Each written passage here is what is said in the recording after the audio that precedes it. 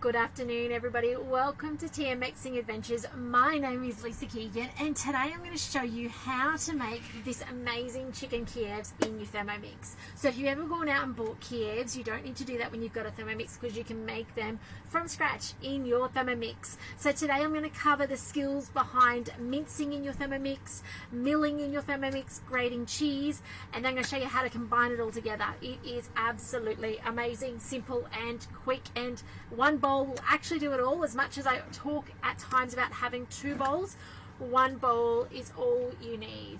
Just hang on one moment. Toby, what's wrong, buddy? They won't go without you. Just wait there. Daddy will pop back in a moment. The boys are going for a ride this afternoon. Hubby is going for his run, and somehow the 5-year-old has managed to be left behind. However, no doubt Daddy will be back. Here they come. Here they come. Get on your bike. Sorry about the interruptions, guys. Mum life. All right, so chicken Kievs. Let's get started on this.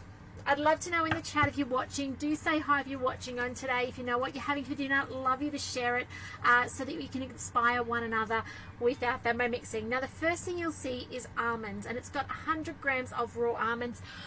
I'm fortunate enough that we every second morning we make a batch of circles, and some of you guys have seen our breakfast circles we make, and with those breakfast circles we mill down seeds and almonds and walnuts and pepitas and all sorts of stuff to use, and we pre-mill it, and we actually only pre-mill it so we don't wake the neighbors up in the caravan park. So I'm actually going to skip the milling down of the almonds and just put my almonds in pre-done. And this is actually almonds and seeds and everything as well.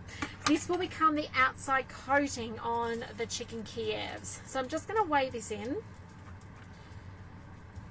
And I don't know what it exactly is. It'll just be a random selection of probably pepitas, sunflowers, almonds, walnuts, cashews, that sort of stuff. So that'll do. But because it's pre-milled, I don't have to mill it down.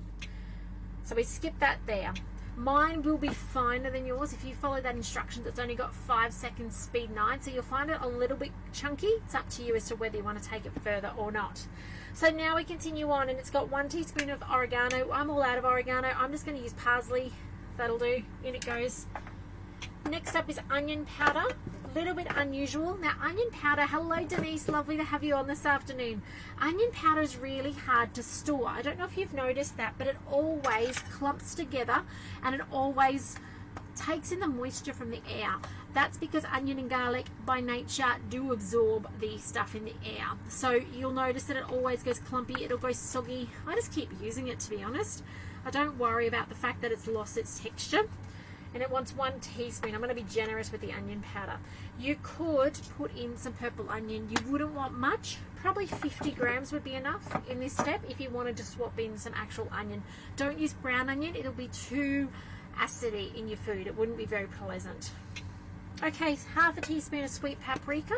You could use ground if you'd like. We just use sweet for everything here. Some salt, which is nearly out now. 1/4 teaspoon. You could put actually not into this step. I was going to say you could put veggie stock. I wouldn't put it into this step because you're actually making the coating. Some pepper, and done. On with the lid. It's going to combine this through, and then we're going to set it aside. So it's 5 seconds, speed 3 reverse,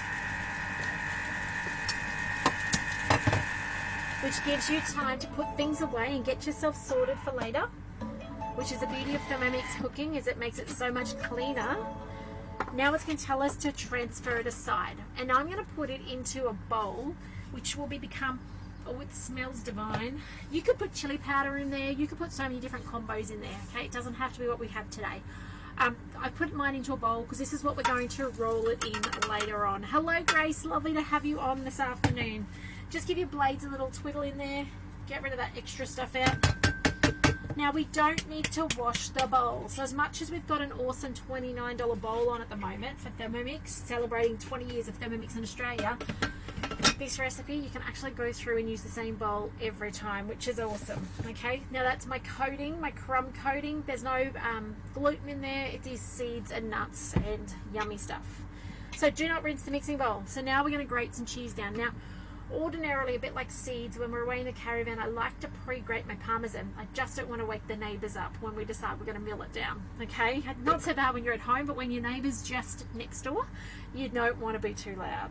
But anywho, haven't done that this time, so they're going to get the full strength of the Thermomix, which is awesome. I'm a bit short, doesn't matter. Next, insert the measuring cup and let's grate this down. 10 seconds, speed 9, excuse the noise.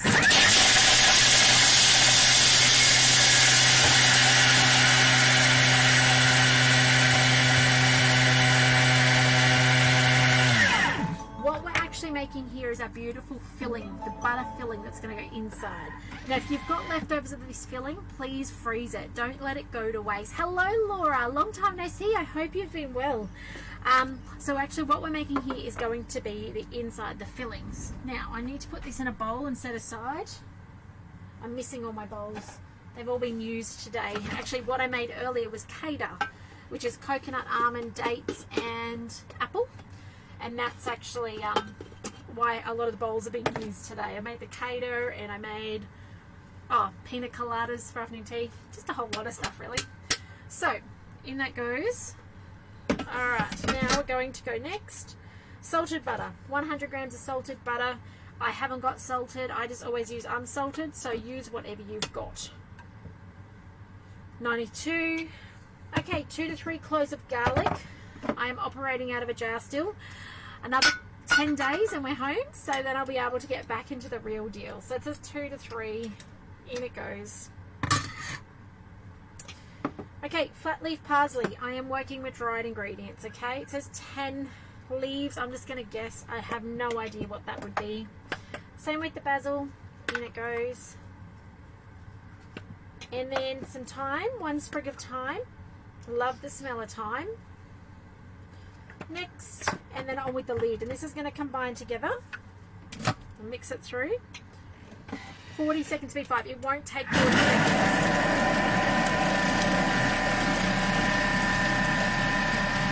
Now, it won't take 40 seconds because I had pre-grated garlic in there. If you've got garlic that's actually still whole in clove form, yeah, you'll find it will take 40 seconds. Mine, it's pretty much done now. So it's going to tell you now to transfer to a separate bowl and set aside. Let me show you. Now, if you have not made herbed butter in your Thermomix, give it a go. It's just next level and you can make it from scratch. So today, obviously, I'm following the recipe as per what it says. I haven't made my own butter I haven't made my own butter from cream, but honestly, if you haven't yet given that a go in your Thermomix, impress yourself and give it a go. So I'm just going to scrape this all out. This is the part that, as I said, you can freeze as leftovers, or you can even pre-make this for like another time and freeze it in a log so you can cut off a chunk when you're ready for it. So you don't have to use it straight away. It is easier if it's cold and a bit solid. But obviously the softer it is, the harder it's going to be to wrap the meat around it later. But it's alright, we'll just go with the flow. We'll see how this goes. So, there we go, mostly cleaned out. Do not rinse the mixing bowl. Don't you love that step? One of the most favourite things in a recipe. Okay, chicken breast cut into cubes. Doesn't say frozen in this recipe. I always freeze my chicken breast. It just chops nicer, but it's completely up to you what you do here. So I don't think I've got 500 grams. I think I've got about 400. Yep, I do have more, so I'll just do it later. You can do 500 grams in a go easily enough. I'm just going to grab my second lot out later and I'll do it as a separate batch. I find this goes a long way. You'll have lots of this and lots of the coating left over, both of which freeze, okay? So put this into some Glad wrap into little logs so that you've got your little bits to cut off later and remake. And as with the seeds for the outside, again, freeze them, okay? You don't want to leave it raw because it has juice on it, chicken juice and stuff like that. You've rolled it in it, so you can't leave it out raw, but certainly freeze it and then you can use it next time. So there we go. Anyway, let's get back to this. 1 egg. This is going to be our binder, okay? By the way, the chicken breast was cut into chunks and frozen, and I try and do that as soon as I get my chicken. I try and chop it up, freeze it, so then I can just take it out of the fridge for 5 minutes. That's all right. I'm wondering what was happening. I thought there was another child outside. And break apart those frozen bits. Okay, what does that say? Some salt, 1 teaspoon of salt. This is the part you could use your veggie stock for. You could put in 2 teaspoons or so of veggie stock and it would be beautiful in there. It would really lift that flavour. Reserve Parmesan cheese. In it goes. And 20 grams of our reserved crumb. So some of this crumb is going in. It will give it a bit of a, I guess, a texture. It thickens it up a little bit. There we go. All right, lid on, and we are done. This is actually our 3 parts all complete. Has anyone in the chat watching along today actually made this? I'd love to know. So 40-second speed 9.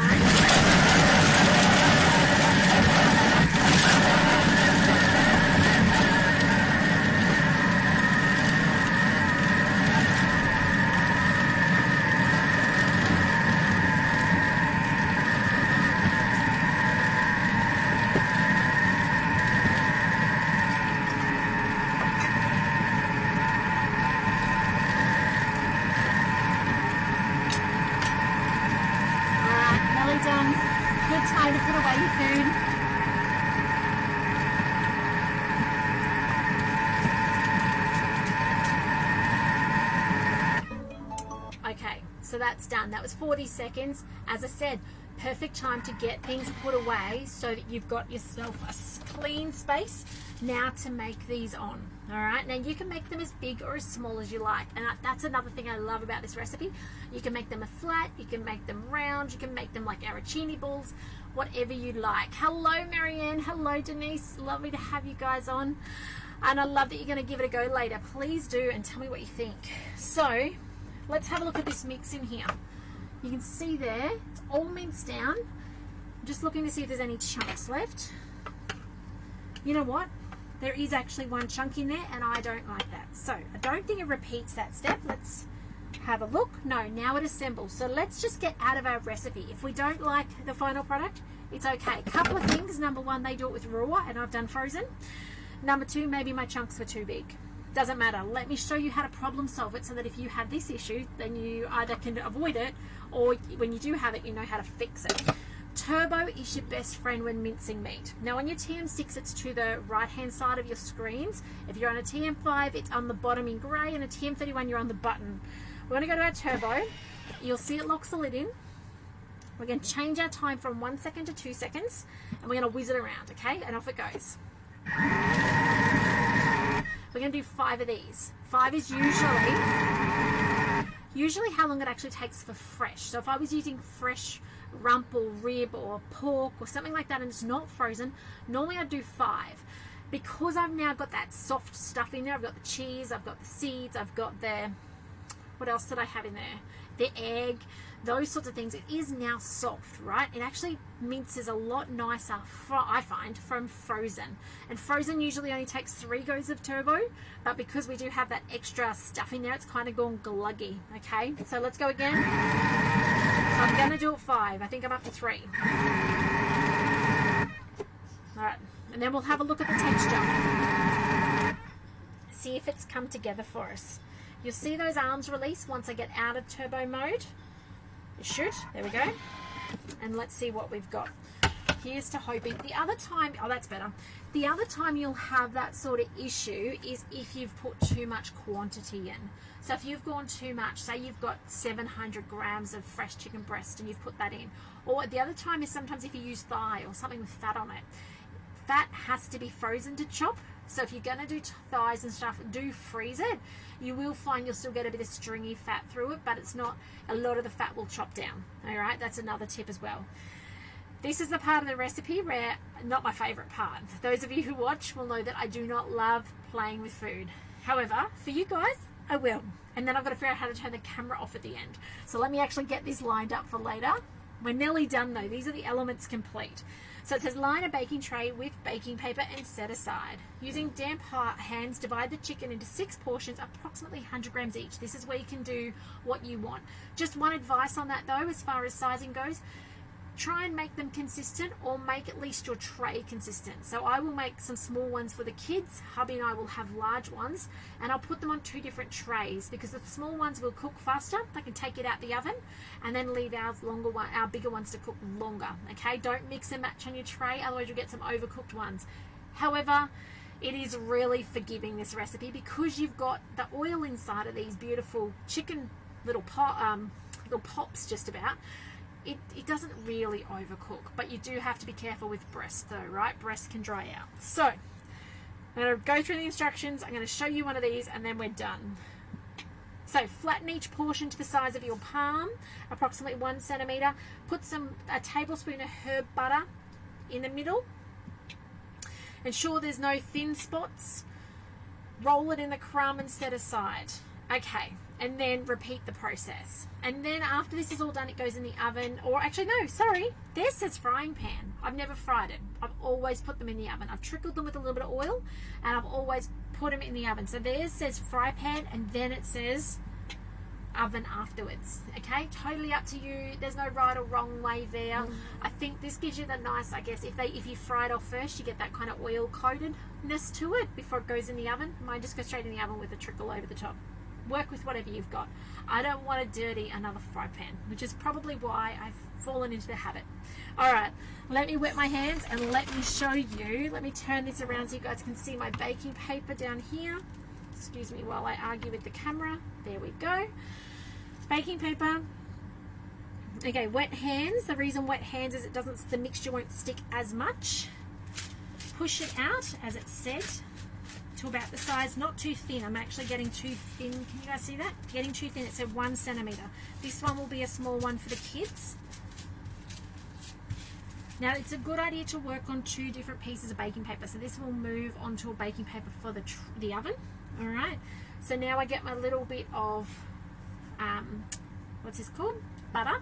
This is what you could freeze, right? Can you imagine getting this out of the freezer and just slicing the chunk off you need? All right, so that goes in the middle. That's probably a little too much, really, but do freeze it. Okay, now we want to cover it and coat it. So we're going to lift up the sides. We're going to get about 1 centimeter of coating all around it. You could put some more on top if you want. Cover it all up. Make sure you've enclosed it. Don't worry about the stuff left behind. We'll just pick that up and include it. If your hands get too sticky, wet them. I'm just showing you what I'm doing here. I'm just rolling it and enclosing it. Now we get our breadcrumb mix, and we literally put it in the breadcrumb mix. What I do like to do for the oven cooking is I like to cook them, I like to make them thinner rather than a big ball, but that's totally personal preference. I like to have them nearly like a bun burger, like a, what are they called, hamburger, a meat patty, that's the word. I like to have them like the meat patty, but kids like to have them like that too, rather than having a big ball of meat. But, you know, work with whatever you're used to, or whatever your partner, friend, husband, whomever's in the house, children will eat. Okay, don't feel like you have to make big circular ones if you prefer to make these. If you like the bakeries, not bakery, what are they called, butcher style ones, where they're those long oval ones, make those ones. Okay, make whatever your family will eat. That's the beauty of this recipe. Now, a couple more tips before I finish up. It doesn't have to be garlic and butter. It could be pesto in there. It could be your beautiful sun-dried tomato and cream cheese dip in there. There's so many things that could go in the inside of this recipe, okay?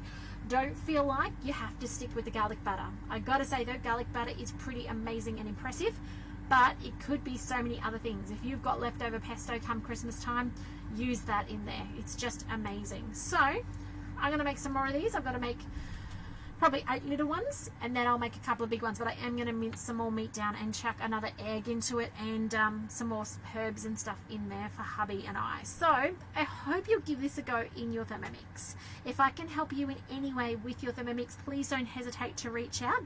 If you're curious about doing what I do and making a change and an impact in your world and the people around you, please reach out. I'd love to mentor you to start your own business and yeah, see whose lives you can change introducing the Thermomix Thermomix to their kitchen, because it does change homes. And I love that. Thank you to those of you who pop on and say hi and get inspired, because there's so much more your Thermomix can do. That's what I love the most about Thermomix, is it keeps getting better and better all the time. So that's it from me today. Take care. I look forward to seeing you back here tomorrow afternoon for some more inspiration. But please don't be a stranger. So reach out, say hi, message, email, whatever I can do to support you. That's what I love doing the most. So take care, and I will see you tomorrow. Bye for now, guys.